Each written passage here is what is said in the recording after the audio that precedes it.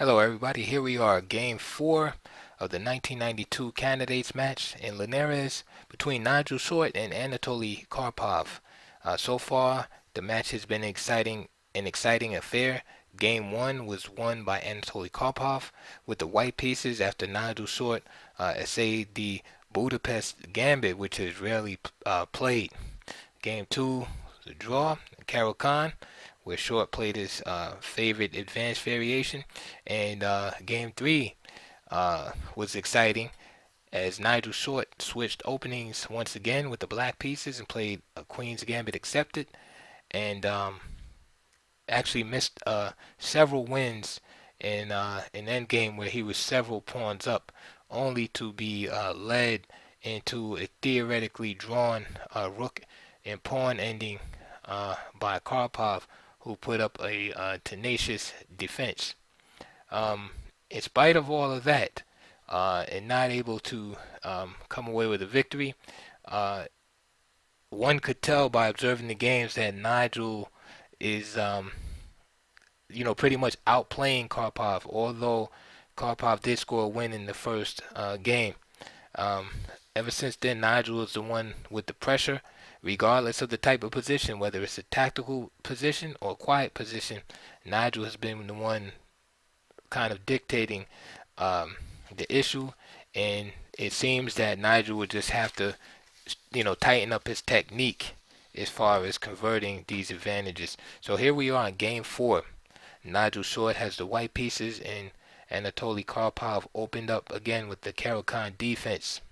Yeah, his trusted companion in his latter years. Bishop f5, knight f3, e6.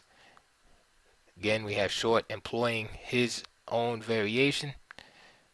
Castle, knight c6, c3.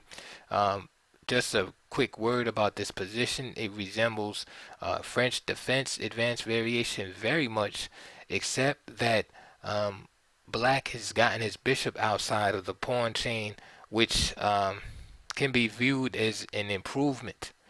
Um, Now, if we want to look for a downside, the time that Black used to get his bishop out the pawn chain, he could have used that to put more pressure on the d4 square and the e5 square for that matter, perhaps moving the knight to e7 or f5 or g6, or even a queen coming out the b6. But one can't have everything. So he's gotten his bishop out the pawn chain, and that is no problem at all. Uh, Although in the French it usually is a problem. However, one downside of that is sometimes that bishop can become a target and a liability. So it's not all, just black and white. Whereas, he's just got an improved variation of the French, and that's it. It's more to it than that. So knight g e7, a3, bishop e4, and now knight b d2, attacking the bishop. Knight f5. So we see the bishop, it's kind of in the way a little bit and had to be adjusted to make room for the knight to come to f5. b4. And now queen b6, putting more pressure on the pawn. If this pawn is grabbed right away, play could continue. Knight c takes d4, knight takes d4, knight takes d4, and there's the downside of that bishop kind of being in the way, as I said. So it would get snatched. Knight takes e4, d takes, queen a4 check, and knight c6 and rook d1 with a nice position for white.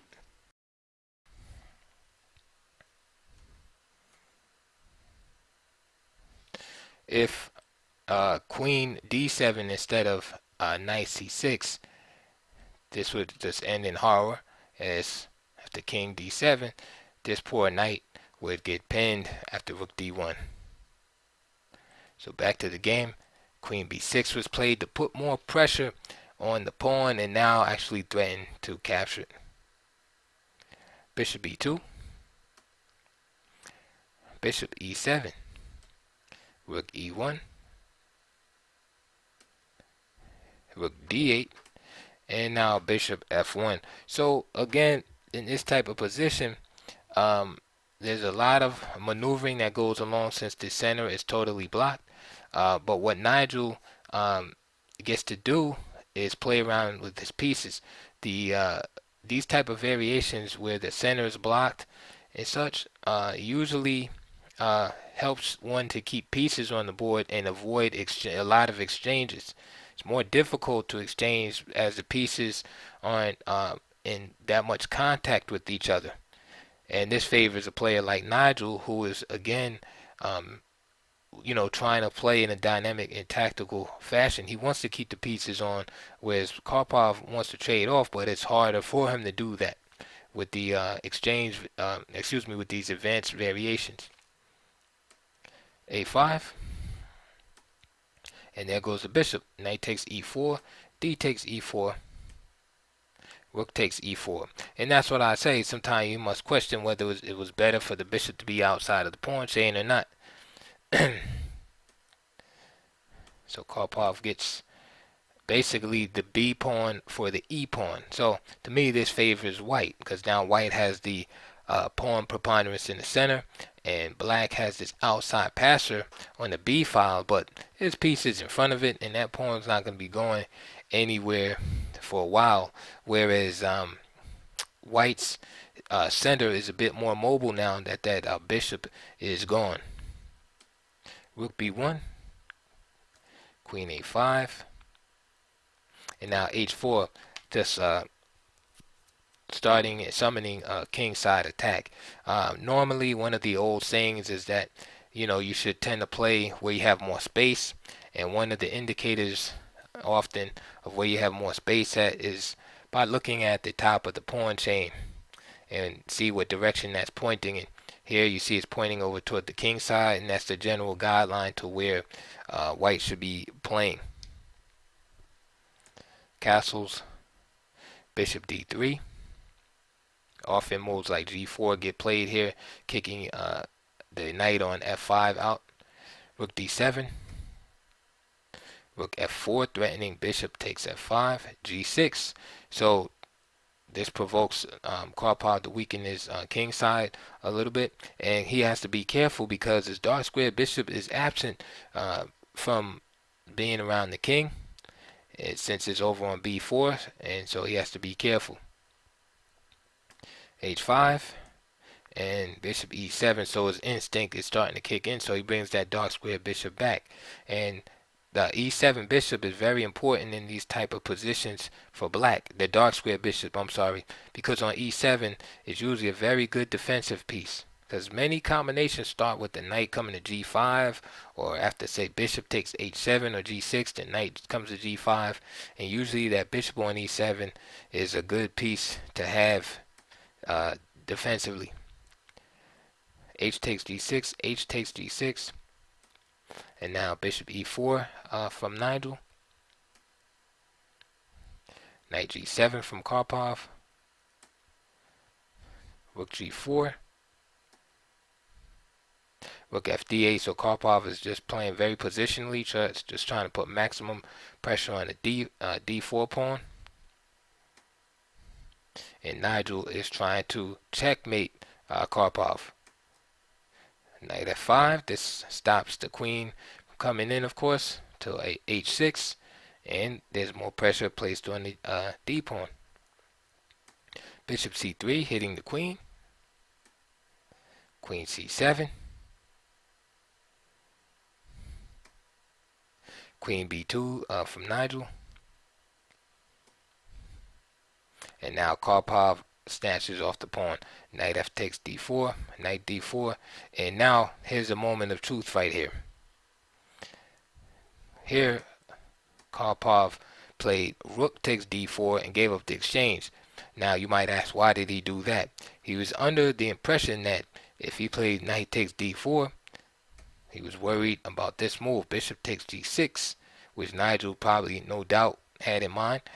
F takes g6, and then say a move, for instance, rook takes g6, and the king gets, is all exposed and everything. Say after king f7, then the rook just drops back, and looks like black is in a whole world of trouble here, and it definitely looks scary. Okay, because the king is just wide open with all these heavy pieces on the board. However, after rook g4, black has an amazing resource here, and queen takes c3. And the idea here is if queen takes c3, then the knight comes to e2, check, and black is just winning. Karpov might not have seen that far. He might have just stopped maybe around here and just figured this is too dangerous.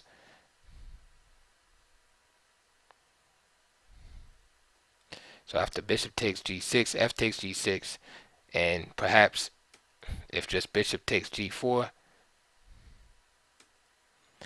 Karpov could just simply play queen c4 again. This continuation is not critical, but it looks dangerous. But even after this, black will be in the driver's seat after this. And let's say again, if he just tried to play rook g4, he would just be losing the piece after rook takes d4.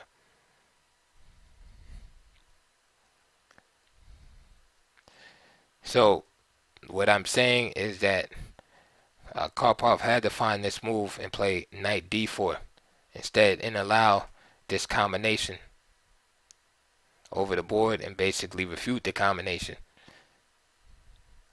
Whether rook takes g6 was played or bishop takes d4, he had to put in more work. Instead, he probably looked at only a few lines and didn't look too deep into it, and just decided to play rook takes d4 here. And of course, after rook takes d4, this combination is not going to work because you just simply play rook takes g4. So he was clearly trying to prevent that move. However, once he gives up the exchange, though, he really doesn't have enough compensation now. Nigel takes it, bishop f3, and now Short gladly exchanges pieces. Karpov takes the e5 pawn. Queen takes b7 from Short. And now Short just simply consolidates.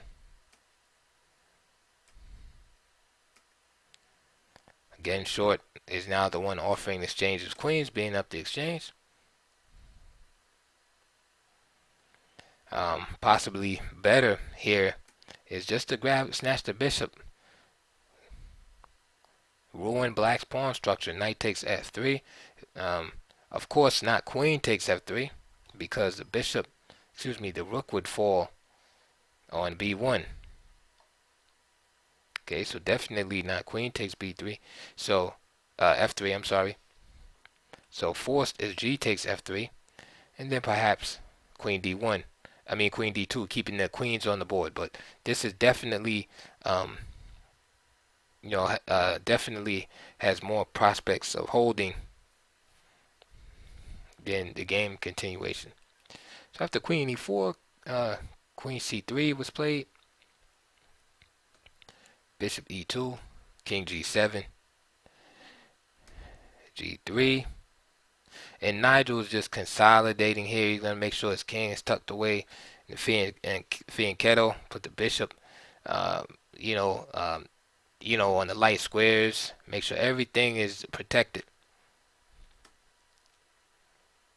And so that's the stage he's in right now, knight c6. And now, once he has a king protected, bishop's protected, now he decides to start making threats again. And as you can see, this pawn is pinned right here. So queen takes e6 is on the horizon. Knight d4 protects. And now simply bishop d3. And if you can't see what's going on, check your tactics, because queen takes g6 is on the menu right now. So if white can move again, he would play queen takes g6 with mate in 2. King h8, queen h7 check. If king f8, queen takes f7 check. So that is the threat right there with bishop d3. Therefore, queen h5 is played to defend against it. Now rook d7, threatening to Again, queen e6 is on the menu, but also a double attack on the knight on d4. So he rather hold on to the knight, but the e6 pawn drops. Knight h6 protecting f7, and Nigel just keeps putting the pressure on. Queen e5, so Karpov finally has to acquiesce to the exchange of queens, which Short obliges. Now he had a stronger move whereby he could win the game here, Nigel Short, by just simply playing rook takes f7. The idea is if knight takes f7, queen takes f7, king h6, which I'm certain Nigel saw, and just simply bishop d3. Right there, and he mate. This forces queen h5, the bishop drops.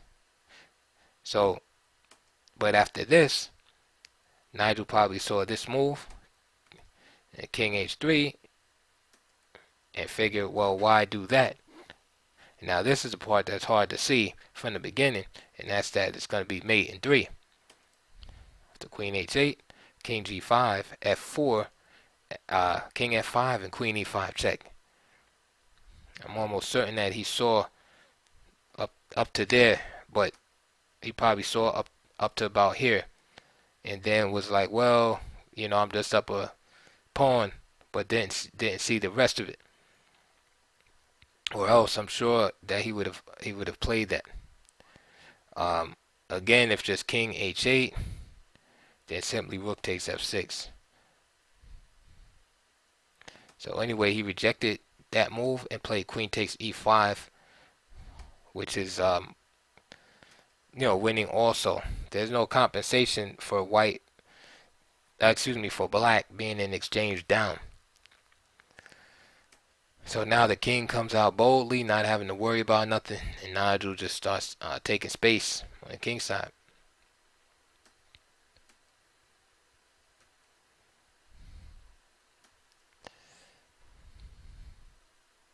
So rook a7, knight g4, bishop e6, knight h6, rook c7, knight g4. A lot of shuffling going on. Knight h6, king e3, knight g4 from Karpov.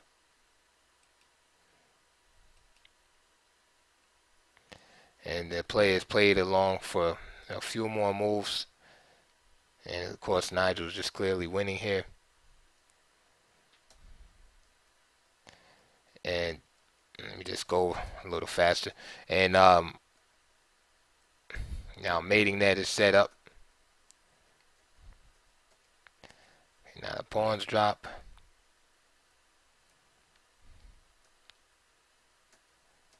Threatening mate again.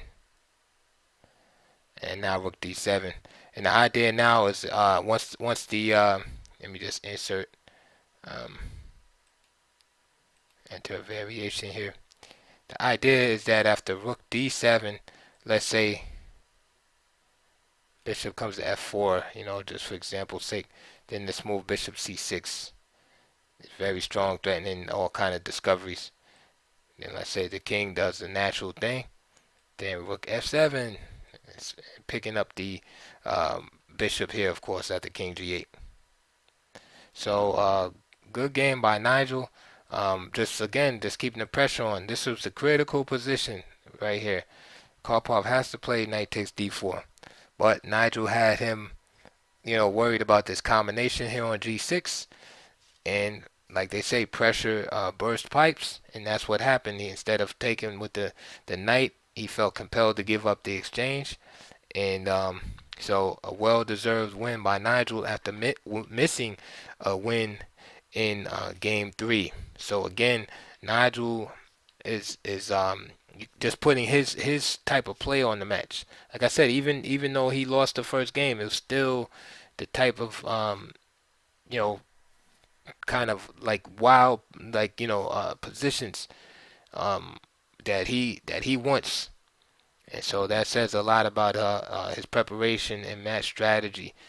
He must have really looked at Karpov's games. I know he played him before, but he just really prepared on how how to deal with him. All right. So that is it for game 4, and hope you enjoyed that, and we'll see you on the next game.